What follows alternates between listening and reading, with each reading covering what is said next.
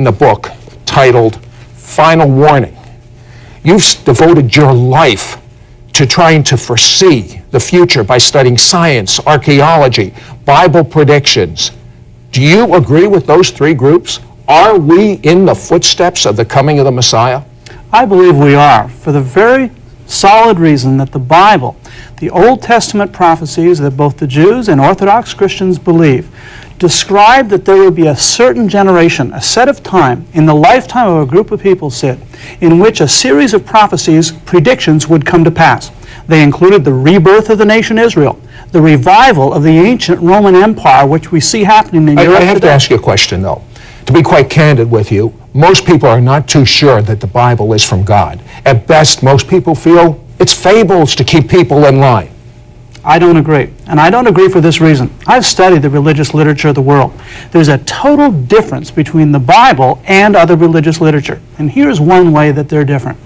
Every other species of religious literature does not contain detailed prophecy, for the very good reason that no one as a human alone can possibly predict tomorrow's events.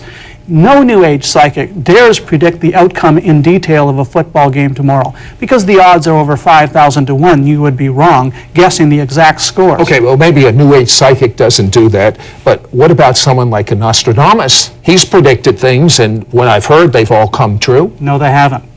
People have stated that they've come true after the fact by reinterpreting what he wrote. He wrote in French in the most really unusual grammar, the most unusual language in a poetic form possible. For example, today you will hear people write books where they'll say that Nostradamus in 1555 predicted Adolf Hitler as the dictator of Germany. He did no such thing.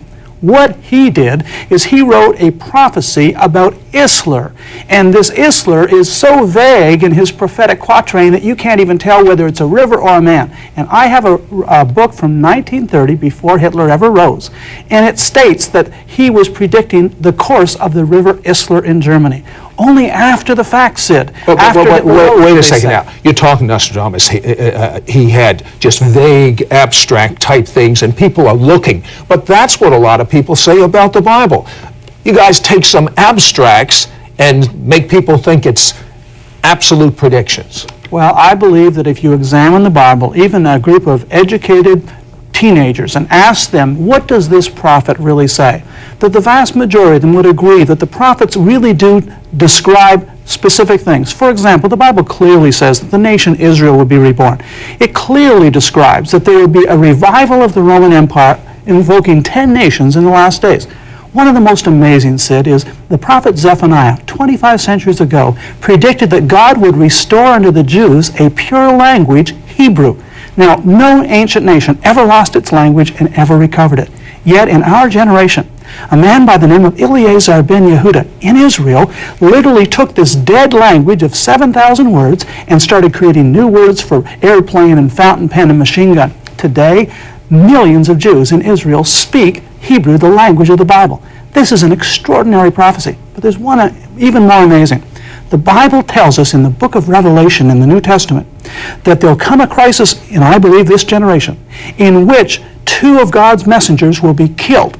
And when they're killed, in the 3.5 days, their bodies lie unburied in Jerusalem. The whole world gets together and has a party, and then is astonished as they rise to heaven. Now think about this. This could only happen, Sid, in a day of worldwide CNN communication. We watched, literally hundreds of millions of people watched OJ go down the highways in Southern California. Millions, in fact, 1 billion people watched the Olympics. Only in this generation with worldwide TV could the whole world watch in 3.5 days the death of 2 people and watch them and have a party and give gifts, and in 3.5 days see them rise to heaven, because in any other generation it would have taken a week for the evidence to get to all the way to America. What does your research tell you as far as the coming of this Messiah? I believe that our generation is the one that he will come. In my research, Sid, I found that there's 38 of these prophecies that come together in our generation. Now, the Bible doesn't allow us to set dates, not at all. But the Bible does tell us again and again that there will be a group of people who will be alive, who will see the rebirth of the nation Israel, all of these other prophecies, and then the coming of the Son of Man, the Messiah. The reason I'm excited about this is, though the Bible does tell us that there's a time of terrible crisis coming, wars and rumors of wars and plague. The Bible indicates that when the Messiah comes, the world will finally know peace and prosperity, the end of torture, the end of war, the end of plague. And that's why I see it as good news. Right, but what is going to happen between now and that time? A number of very, very major events. One of them, the Bible indicates that there's going to be a great war when a great number of nations are going to join, Arab nations together with Russia, and invade Israel. And they're going to be defeated supernaturally by God. Then the Bible says that there's a dictator. You say Russia. Russia is like after communism. They're about down for the 10 count. Oh no, they are in economic trouble. They've been in economic trouble since 1917. Russia militarily is the strongest military force on the planet. They have not disarmed a single Soviet division. All 15 republics are now united together in Russia under a defense pact. The KGB operates through all 15 republics. Every one of the leaders of those countries are men who were dedicated communists up until 1991. Anyone who believes that all these people have become wonderful Western Democrats overnight is really dreaming. What other things can we be looking for to indicate the soon coming of the Messiah? Well, the Bible indicates something astonishing, Sid. It indicates that there's going to be a worldwide dictator, though he rises in Europe and takes over this kind of revived Roman Empire, these 10 nations who come together. We've seen the 1957 Treaty of Rome. We've seen what 10 nations? Well, I don't understand. The nations that were part of the Roman Empire geographically. They would include, obviously, the area of France and Germany, Italy, Spain, Portugal, even Israel, Egypt. Those countries were part of Rome in the days of Christ. The Bible says they'll come together, and they have for the first time in 2,000 years. But here's what it says. It says this man, to literally control the people of the world, will introduce a cashless society in which the only way you can buy and sell is based on having a number, 666, embedded beneath the skin of your right hand or forehead. Now, John wrote this 2,000 years ago in the book of Revelation. Never in history has money been anything other than coins or paper. Yet he said money will be numbers, and if you don't have the number, you can't buy and sell. We are moving rapidly, Sid, for the first time in history, toward an economy that is based on number. We're already 95% cashless. If you look at the money that went through your hands last year, less than 5% of it ever hit your wallet in terms of currency, in terms of coin or cash. You know, you're watching us right now, but you're about to find out someone is watching. Has a radio frequency device in here with a unique identifier number. They might have 1,000 Haitians named Jean-Baptiste. This allows them to know who has AIDS and who does not, who has been cleared to be a refugee to the States and who has been rejected.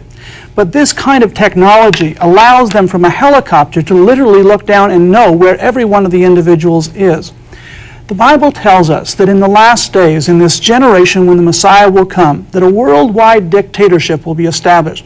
But what is curious is the Bible indicates that money will be eliminated, and that in place of money there will be a numbering system based on 666. Well, Sid, what is the 666? I've heard of that often. That is the identification that ties in the name of this man. In Hebrew and Greek, they're alphanumeric languages, which means every letter has a number. If you add up the values of the letters of any name in Greek or Hebrew, you end up with a number. It might be 17,028. My name might be 9,036. But this man's name will be 666. Revelation tells us that the mark and the number is the name of the beast. This number will tell those who are believers in God at the time, don't take this mark. The Bible says it will be placed on your right wrist or on your forehead. Now this device pretty interesting. That's on the wrist. On the right wrist only. What happens if you don't take?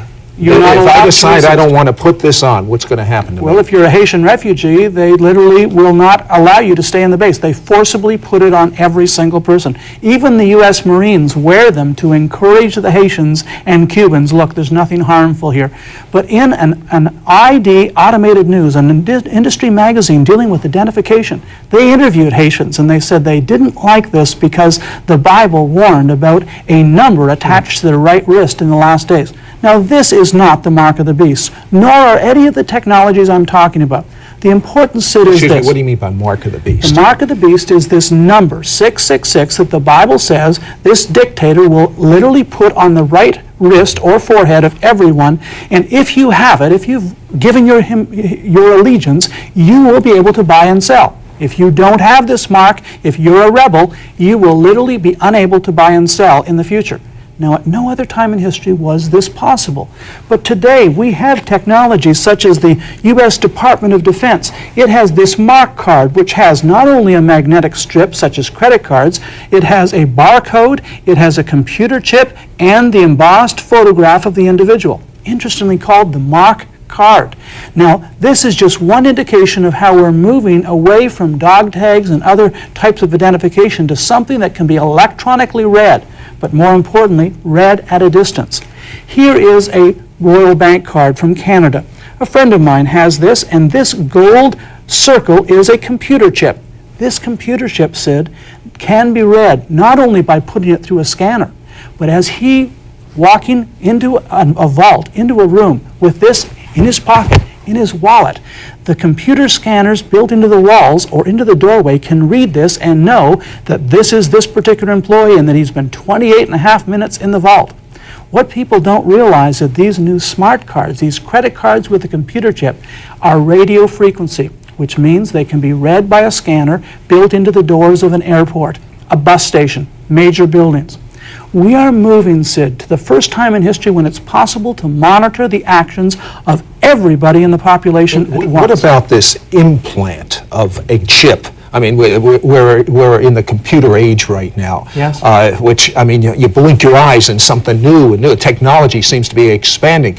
Is it possible to put something in a hand or in a forehead that will work just like this? They're already doing it. In Europe, 100 million head of cattle and 84 million head of sheep have a computer chip about twice the size of a grain of rice. It's injected in the neck by a little hypodermic device by a veterinarian. From a satellite, 100 miles in space, looking down over the 9 million farms of Europe, they can tell that Farmer Brown has 37 head of cattle and 18 head of sheep.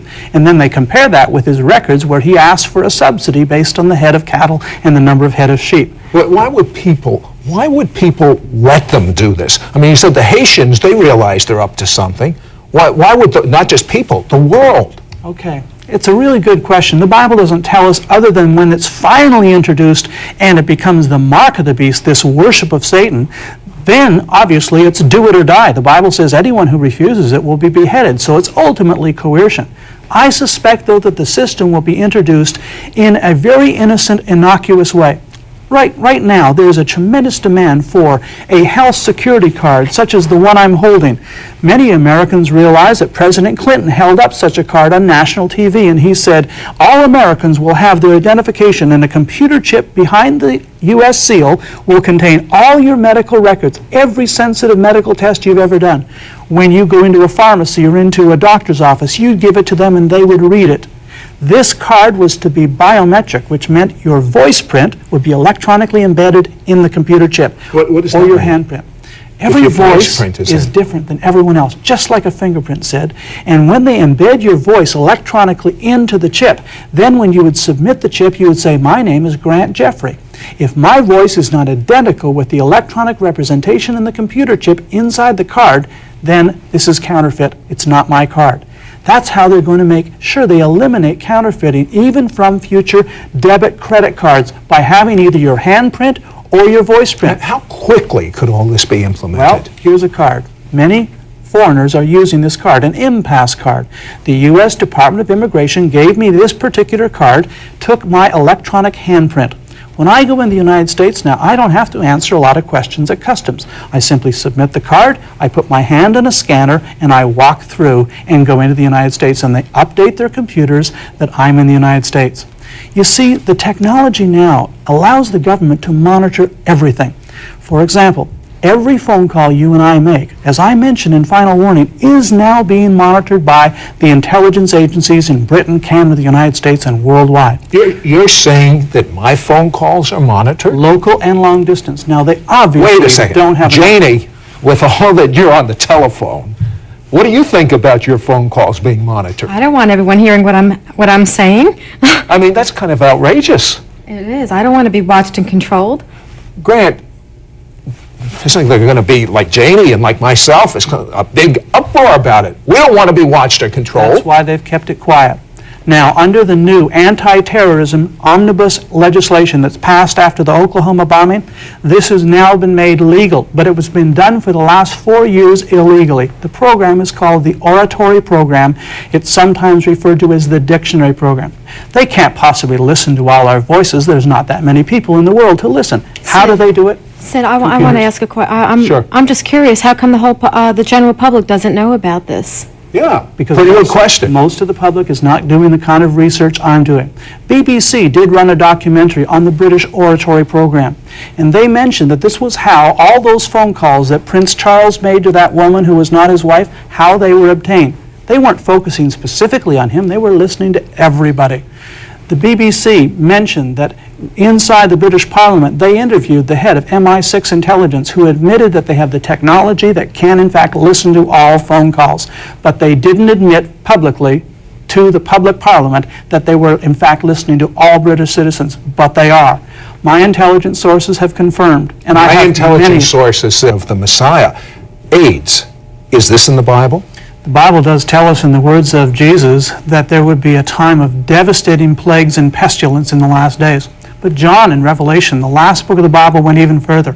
He stated that the fourth horseman of the apocalypse in this terrible 7-year period would literally be a plague-colored horseman that would take 1/4 of the population of the earth. Now, Sid, in no other time in history was this possible. Plagues reach the end of a city or country and stop. But today, AIDS is now epidemic around our world. According to recent research coming out of Zambia, out of Tanzania, out of Uganda, they just tested Tanzanian soldiers. 100% of the entire army tested positive for AIDS. What that means is Tanzania, as one of the East African countries, will have no army in another 2 or 3 years. The middle class of all of Central Africa is just devastated. Even in South Africa, they've now found in random testing for blood that over 50% of the population test positive for AIDS. According to the CIA and the report given to the President of the United States 2 years ago, they stated that up to 75% of the population of Africa south of the Sahara will become sick of AIDS in the next 12 to 15 years. That's 375 million people. That's just Africa. Asia, it's going to be just as bad, and in South America. In no other time in history could this have happened. This is the worst tragedy in human history, and the Bible said that it would happen in the generation when the Messiah would return. And the thing that's concerning me is this AIDS virus is now mutating, so if they ever find a solution for AIDS, what are they going to do about the next thing that's mutating to? And then the drugs we have are beginning to not have effect, like penicillin. What about the weather? There seems to be such strange weather patterns going on. Is that predicted? Well, it is. The Bible talked about there being signs in the sea, in the heavens, and it talks about the strange weather patterns, earthquakes. People say, well, look, there's always been earthquakes, and there have. About one killer quake a decade. Now, a killer quake is 7.2 in the Richter scale or higher. Terrible quake. One every decade for the known history of man. Yet in 1900, it started going. 4 a decade. Then in 1948, with the rebirth of Israel, it went to 9 killer quakes that decade. Then to 17, 23, 56, 72. In the year 1990 to the year 2000, it's estimated the present rate, Sid, will have 125 killer quakes, from 1 a decade to 125 at this rate. This is not business as usual. When you look at these things, you recognize that what the Messiah said, Jesus said, that he would return because if he delayed any longer, no life would be saved. I believe Christ will have to return to save the world from AIDS, from these earthquakes, from these devastating things. They're all coming together. What about wars? Well, the Bible said there'd be wars and rumors of wars. Again, there's always been wars, but never like today. Even since World War II. We've had 370 wars worldwide. We have seen over 40 million people die in bloody warfare since 1945, and we call it peace. The world, Sid, is arming for Armageddon. While we are talking peace in the West, Russia is arming like mad. China is increasing her military armaments 40% every year. The doomsday weapons that now exist, chemical, biological, and even nuclear weapons that are in the hands of unstable third world countries, suggest that this is in fact the time spoken of by the prophets. How about even the immorality? I mean, even people that aren't Bible believers are saying there is something wrong. There's never, it seems as though there's never been a time where it's so pervasive. I imagine it's television that's doing that, that's spreading this. I believe television certainly has a role, and in Final Warning I talk about television's effect on causing increasing violence among young people. But it's worldwide.